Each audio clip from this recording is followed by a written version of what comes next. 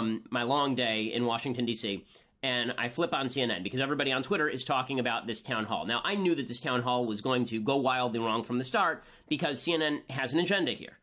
And I know they were claiming that it's just students who are asking questions, but people at CNN are journalists. They know what a loaded question sounds like, right? A loaded question is, when did you stop beating your wife, Senator?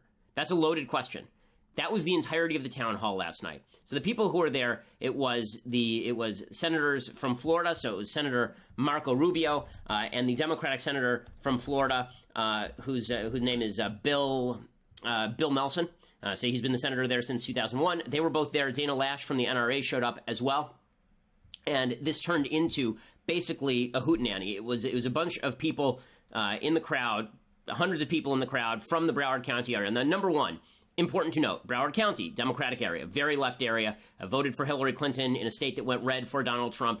They voted, I think it was 54-46 for Hillary Clinton in that area. And this area of Broward County is apparently pretty left. The sheriff there, a guy named Steve Israel, has been photographed with Bernie Sanders and Hillary Clinton. So it's a Democrat area. So the shooting took place in a Democrat area, and the people there were family and friends of victims. So what you are likely to get when you set this up is obviously emotions running incredibly high and also an agenda that is obviously very clear. And this thing turned into a debacle right from the start with people asking questions that were utterly inappropriate on a moral level. Okay, just because you've suffered something doesn't mean that you get to say immoral things. There were kids there who were saying some of the most immoral things that, truly immoral things. So, for example, let's do clip 28. So this is Cameron Kasky. He's one of the students who's been most featured on CNN because obviously they're not going to feature a bunch of students who are right-wing. That wouldn't be a thing. Instead, they're going to feature students who are left-wing. So Cameron Kasky asks Rubio a question, and in the process of the question, he says something that is so deeply immoral, it's shocking and it should be gut-churning to you. Senator Rubio, it's hard to look at you and not look down the barrel of an AR-15 and not look at Nicholas Cruz. But the point is, you're here, and there are some people who are not. Okay, that right there, it's hard not to look at you and be looking down the barrel of the shooter's gun. I understand you just went through something. I understand what you went through was difficult and terrible and horrible, and no person should have to go through that. I get all of that. That statement is deeply immoral. That is a disgusting statement. Marco Rubio didn't shoot anybody. Marco Rubio did not walk into a school and mow down children. And Marco Rubio's agenda is not to facilitate the mowing down of children. But again, the left's suggestion here is that everyone who is not on their side must be acting in bad faith. The only people acting in bad faith are the people who say stuff like that. Those are the only people who are acting in bad faith. I mean, the entire night was just an evening of grandstanding by political officials and an evening of throwing around the most immoral, morally charged language by some of the students. And listen, your obligation to be a moral human being and say moral things does not stop when you experience tragedy. To suggest that Marco Rubio is akin to a school shooter is disgusting. It's disgusting. Okay, and I'm not saying that the kid is disgusting. I'm saying that statement is disgusting because the statement is disgusting. And again, bad statements, immoral statements, they don't become less immoral just because you experience some pain. And I know that people on the left agree with me because if there was a bombing victim or family of a bombing victim or a witness to a bombing who said, let's throw every Muslim in the United States out of the country, the left would say that's an immoral statement. And they'd be right. That is an immoral statement. It is an immoral statement to also say that a sitting senator in the United States wants children to die simply so they can get whatever it is, $9,000 that Rubio got from the National Rifle Association. Okay, that CNN special last night was designed to do one thing, and that was to drive a moral wedge between fellow Americans. Truly, truly despicable. Okay, that was not the limit of it, of course. The Broward County Sheriff, Steve Israel, was there as well, and he was there in his full-scale Democratic capacity. So let's do a quick flashback. This sheriff, whose department missed 39 separate warnings on this kid. Okay, the shooter, the department was visiting this shooter's home 6 to 7 times a year for years. Okay, and they still didn't have enough authority, supposedly, to put this kid away, to get to take guns away from this person. I mean, the sheriff's office missed it. They blew it. But what is the sheriff blaming it on? Well, of course, he's going to blame it on guns. So here's a flashback. Here's Steve Israel. This is just last week, standing with Rick Scott, the governor of the state of Florida, and pushing gun control in front of Rick Scott. If you're an elected official and you want to keep things the way they are and not do things differently, if you want to keep the gun laws as they are now, you will not get reelected in Broward County. Right, so that guy right there is obviously a political actor with a political agenda, but he was portrayed on CNN as just a sheriff, right? Just a law enforcement official. Okay, the guy's a Democrat, obviously, and he has an agenda, pretty obviously.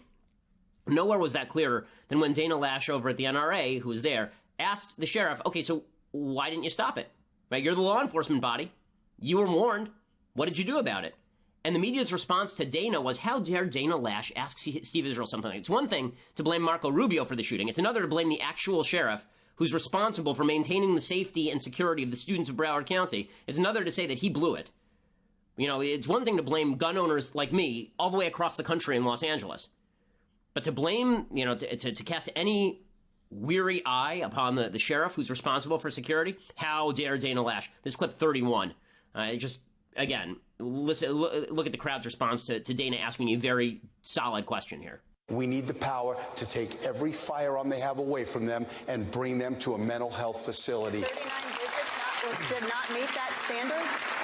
39 visits, assaulting students, assaulting parents, taking bullets and knives to school. Did that not meet that standard? Well, which are you speaking about specifically? You seem to know about all 39. Well, I know there's one Florida statute where if he's sending messages threatening, if he's sending messages threatening to kill people, that right there, under Florida state law. Who did he send the message to kill people to? BuzzFeed, AP, Reuters, Yahoo News, all reported that was to other students. Who was the victim? It was sent to other students. Dana, Reuters can't be a victim. The only person who could be a victim is an individual. Sheriff, is what I'm saying. So if an individual was threatened and it was real, that's a crime. But if he's posting things... They were threatened with death. They were threatened that they were going to bleed. They were threatened that they were going to be killed. Well, what's your specific case? And he had already taken bullets and knives to school. He had already assaulted people. He assaulted his parent. He assaulted other students. 39 visits. And this was known to the intelligence and law enforcement community. Now, I'm not saying that you can be everywhere at once, but this is what I'm talking about. We have to follow up on these red flags. You're not the litmus test. Doesn't that meet the standard? Absolutely. Okay, and of course the crowd starts turning on Dana for mentioning the fact that when you visit a home 39 times and the guy goes shoots up a school, maybe you missed something. Right? How many red flags do you have to have? Okay, that seems like a better question to me than Marco Rubio, you're obviously Satan. What are you doing here? Why are you Satan? Why are you Satan? And all of this, of course, was forwarded and nodded on by CNN. I mean, listen to Emma Gonzalez. Emma Gonzalez is another one of the students who's been featured on CNN a lot. You can always tell which are the students who are pro-gun control because those are the ones whose faces you actually recognize. So when you look at Emma Gonzalez, you'll recognize her face because you saw it on CNN a lot. When you see some of the other students who were not at the CNN town hall for reasons that we will discuss in a second, then what you will see is that you don't recognize their faces because they're not on CNN a lot. So here's Emma Gonzalez, who actually says straight out to Dana Lash that she's going to support Dana Lash's kids better than Dana Lash's. Dana Loesch, I want you to know that we will support your two children in the way that you will not. The shooter at our school obtained weapons that he used on us legally. Do you believe that it should be harder to obtain these semi-automatic and weapons and the modifications for these weapons to make them fully automatic like bump stocks? Well, first off, Emma, I want to applaud you for standing up and speaking out. And for anyone who has ever criticized you or any of these students up here, including people who have been on my side of this issue. Okay, so good for Dana for not taking the bait there. But again, what a horrifying statement. I'm going to defend your children a way you won't. I'd like to see Emma Gonzalez name Dana Lash's kids. She doesn't know Dana's kids. Again, the implication is that Dana must not care about children because Dana doesn't agree with Emma Gonzalez on this issue. It got worse than that. An audience member actually called Dana Lash a murderer in the middle of the special. Nobody says a word. It's just incredible. This is clip 24. Do you know that it is not federally required for states to actually report people who are prohibited possessors, crazy people, people who are murderers? No? We've been actually talking about that for a long time. Let me answer the question. You can shout me down when I'm finished, but let me answer Emma's question.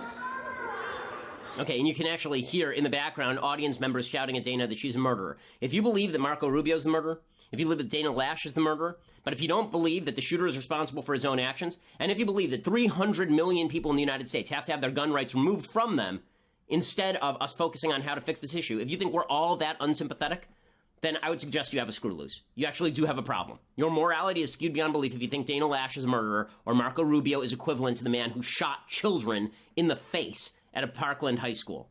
Just repulsive. It got even worse than that. That wasn't even the extent of it. So we will discuss the rest of that in just 1 second. So let's start with some of the questions that were asked of Senator Rubio. So Senator Rubio, again, he is not the best advocate for the Second Amendment. He's the senator from Florida, which is why he was there. But Senator Rubio has a bad habit of trying to please the crowd that is in front of him. And so during the course of this debate, he kind of moved on a bunch of issues regarding raising the age of buying weapons, as well as the availability of AR-15s and all the rest of this. The questions that were being asked were truly amazing. So this is clip 12. You're going to see the father of one of the murdered students trying to push Rubio to say that guns were the sole reason for the shooting, and Rubio won't go there, and the crowd starts booing him, which again demonstrates the silliness of this. It is true, by the way, that guns were a factor here because the gun was used. Just as in any murder, the murder weapon is a factor. But does that mean it is the sole factor? Of course not. That's ridiculous.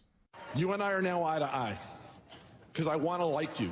Look at me and tell me guns were the factor in the hunting of our kids in this school this week. And look at me and tell me you accept it and you will work with us to do something about guns.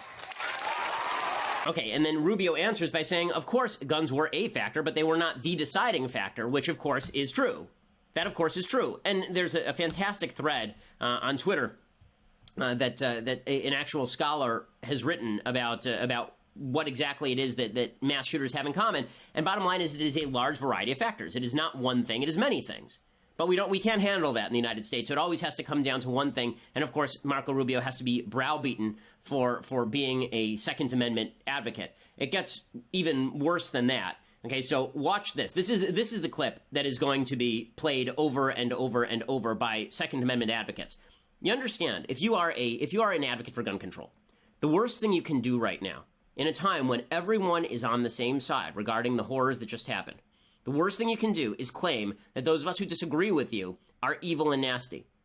You're seeing movement. You are. I mean, just a bit of political advice. You are seeing movement from people on the pro-gun side saying we'd be willing to look at certain gun control measures we may not have been willing to look at before. I may not agree with that policy decision on their part, but that is what is happening in real time. Instead of you embracing that, instead of you saying, you obviously want to come to the table, let's see if there are places where we can agree, instead of us all coming to the table on issues that may not have to do with confiscating weaponry, but instead may have to do with securing schools, on those issues, instead of you doing that, you are overtly alienating people who disagree with you. So here is an example of this. So this is clip 30.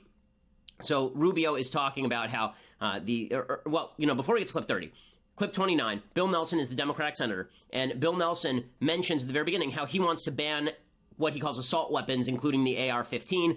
Assault weapons, again, has no legal definition. Any rifle could theoretically be an assault weapon, depending on the magazine size, or the color, or the grip, or the shape, or whether there's a sight on it, or any of the rest of this. So Bill Nelson mentions banning the AR-15, and of course there's big applause because, again, this is a stacked town hall. Common-sense solutions, like getting the assault rifles off the streets.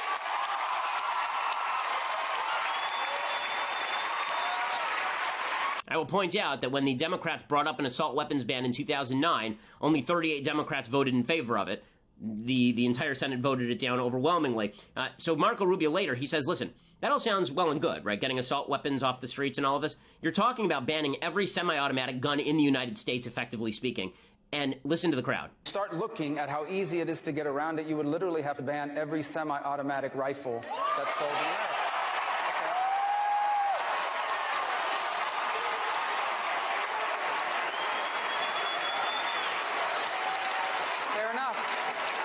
Fair enough. Okay, and here is the point. Right? If you want to ban all semi-automatic rifles, when he says you have to ban all